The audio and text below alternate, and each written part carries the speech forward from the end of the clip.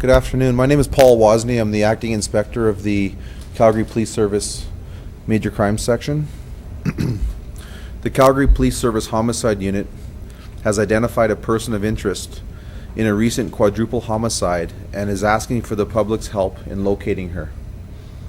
The woman is believed to have played a significant role in the events that led to the deaths of two women and a man who were found dead in Sage Hill, as well as a man who was found dead in a ditch on the western edge of the city.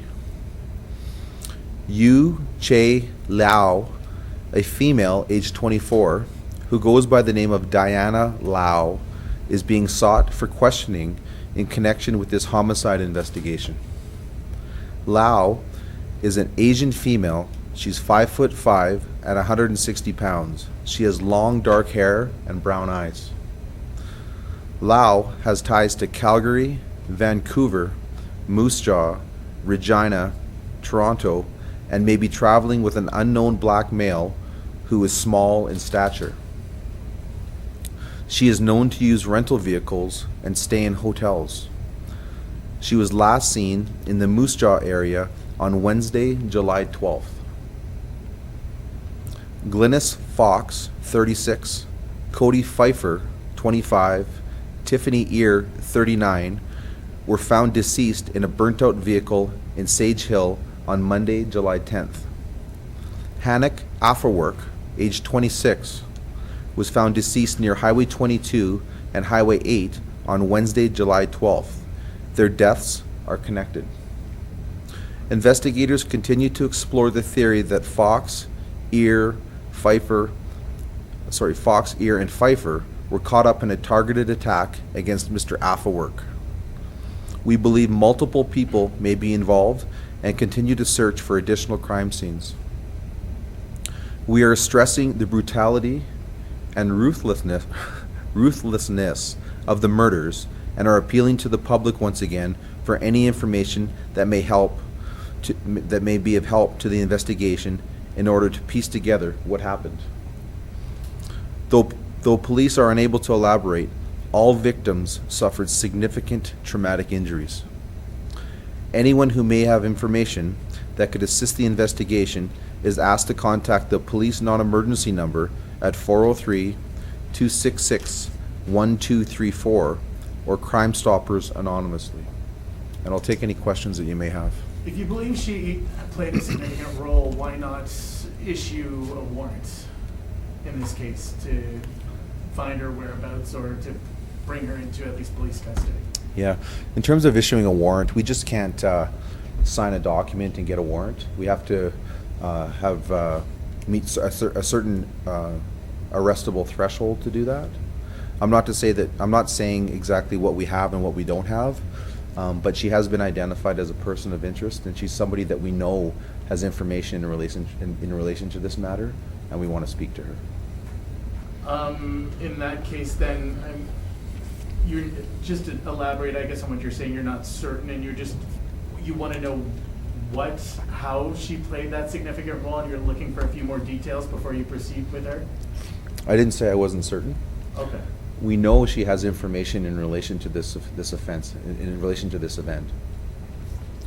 We would like to speak to her to find out exactly what she knows about this. We also know that different people often have different roles in criminal activity. Some people play minor roles, and some people play major roles. Some people are in attendance during an offense, and some people aren't in attendance during an offense. We want to drill down exactly what her role was and what she knows about this. Was she known to Calgary police before, and was she known to be connected to any organized crime groups? I'm not going to get into any sort of criminal organization that she's may or may not have been associated to. All I want to speak to with regards to Miss Liao is that we believe her to have significant information with regards to this event, and we want to speak to her about that. Just to clarify on top of what you just asked, Liao aside, do you still believe the murder may be an incident of organized crime or have an organized crime element? Um, we believe that there are multiple people that have information with regards to this event. I think that it's dangerous for an investigation to say whether it's organized crime or it's this or it's that. Um, uh, any of the investigators that work in this area, they know that they want to keep their minds open to different investigative theories, different hypotheses of what may or may not have happened, and putting labels on things. I don't think that that's a responsible way to go about investigating events like this. Are you aware of any relationship between this woman and person of interest and any of the victims? Yes, we are aware of a relationship that that she had with Mr. Alfaruk. Are you able to elaborate on the nature of that relationship? As you can imagine, there's certain aspects of this investigation that I just can't speak to in this forum. That being said, we are confident in the relationship that she had with Mr. Alfaruk. If she was spotted a couple of days later in Moosejaw, why was she not taken into custody at that point, and when was she identified as a person of interest? As the investigation began on July 10th, and I think I've talked to this I've talked to the community before through the media, speaking about the complexities of this investigation. We have multiple victims. We have multiple, what we believe to be multiple suspects involved in this. That this is a complex investigation. Miss Liao's name came up a few days into the investigation. We had a lot of legwork to do, a lot of backgrounding to do, and we can't just release somebody's name irresponsibly as a person of interest unless we have met a certain threshold as investigators. What was the other part of your question? I was asking why she wasn't taken into custody, and when was she identified as a person of interest? Well, she wasn't taken into custody because she wasn't, the police never saw her. So we have images of Miss Liao in Moosejaw, but I guess you could say that we were one step behind her. She's got ties to a lot of cities. Is there a particular base of operations or a place she calls home? I would describe Miss Liao as having a rather nomadic lifestyle. She frequents several different hotels. She uses rental vehicles, so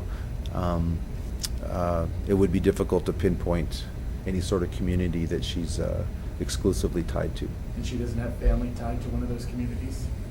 Or is all of them like it? Yeah, there's even as I speak, investigators are doing the traditional detective gumshoe work, really the meat and potatoes of detective work, and they're doing that really as I speak right now, and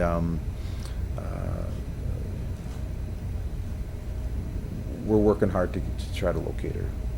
Just so I have the fact absolutely correct, the last time she was seen or is known to have been seen was on the 12th, 2 days after, or? To my knowledge, yes. Okay.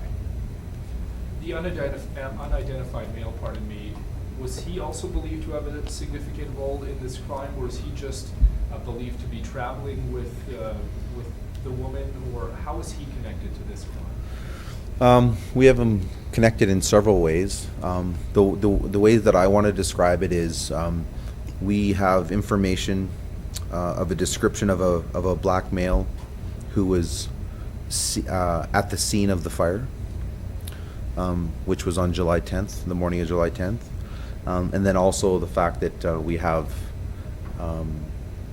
images of Miss Liao and this unidentified male in Moosejaw on July 12th. How do you know he was at the scene of the fire? Neighborhood inquiries. Sorry, can you repeat that? Neighborhood inquiries. So neighbors, like, you heard about this other identified black male being around, but police didn't see him because he was not gone. Again, part of the investigation is investigators canvassing different areas, looking for CCTV, speaking to witnesses, speaking to people in the area. You know, at 7 o'clock in the morning, somebody might have been going for a run, that sort of thing. We want to talk to those people, and one of the reasons why we do, why we speak to the community through the media is for those people to come forward. And we've been very successful through not only this investigation but other investigations of giving the community the opportunity to assist us in some very, very serious investigations. And I got to tell you, we are rarely disappointed. They always come forward and they always bring information, and this investigation has been no different. Do you believe she's dangerous in any way? I mean, what if people see her out there? Yeah, so in law enforcement, our primary concern is public safety. So you'll see it at times where we will release to the community that somebody is perhaps armed and dangerous. And the reason we do that is to give the community the heads up, saying, hey, this person is armed and dangerous, we believe them to be so, and if you see them, don't speak to them, don't approach them, call the police.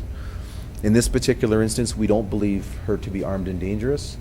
That being said, we do believe her to be having a connection to this investigation, and we do want to speak with her.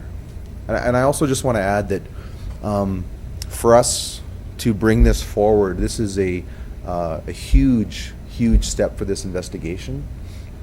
Again, we're looking for the public's assistance. We have had investigators working, I dare say, non-stop, 24/7 since July 10th on this investigation. And again, I couldn't be more proud of this group.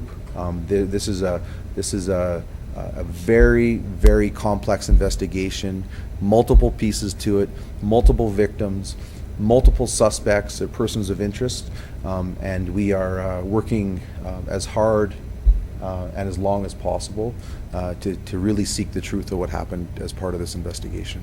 Without any kind of a formal warrant, I'm assuming there must be a lot of work with partner agencies in places like Vancouver, Toronto, Moosejaw, and the city she's known to frequent? Of course. Our investigators and the Calgary Police Service enjoy an excellent relationships with all of our law enforcement partners across Canada. And this investigation, really like no other, we call on those partners just like they call on us. And this has been an example where we've been in contact with multiple police law enforcement agencies across Canada to address this investigation. You know, I also want to add that these investigators, they literally don't leave any stone unturned. This is we put all of our effort and many of our resources into an investigation of this type. So by multiple agencies, I'm assuming at least the police forces in all the cities that were mentioned in the statement? Certainly. Just to ask, do you know how she got to Moosejaw? Like you mentioned rental vehicles, but was she driven by this unknown black male, or do you know? Yeah, that right now that is part of the investigation, and that sort of specific information, I'm sorry, I can't get into that. Are you able to speak a little bit to the context that actual photo was taken? What type of footage it was taken from? Whereabouts in Moosejaw? Which photo? The photos released of them? Yeah. Of the male? That photo was taken off of a CCTV video at a commercial store. In town? Which town? Here? Or Moosejaw? Moosejaw. Moosejaw? So when I was speaking to about Miss Liao and her role in this investigation, I mentioned earlier that we were able to drill down that she has had a relationship with Mr. Afaruk. So that was one of the pieces that I think is important to mention in terms of her association to this investigation. I also want to mention that we believe that the vehicle that was one of the vehicles that was used as part of this offense, certainly not the vehicle that's been burnt out, but another vehicle, was the vehicle that Miss Liao had care and control of. So I just want to make it very clear that that was also one of the pieces that we were able to drill down for this investigation. And that would have been a rental car. Yes. And sorry, that vehicle was seen in Sage Hill or the location of Applewood's body in Highway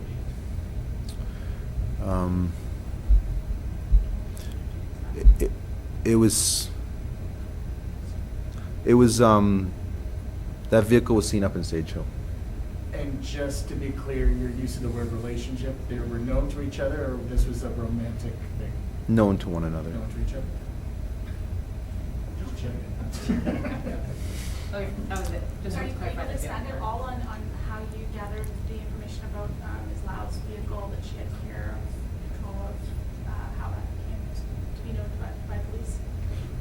Again, that's just part of good detective work, and the specifics of how that came to be known to us is, I'll just keep that within the investigation right now. I apologize if you said it already. Was it a rental? It was a rental, yes.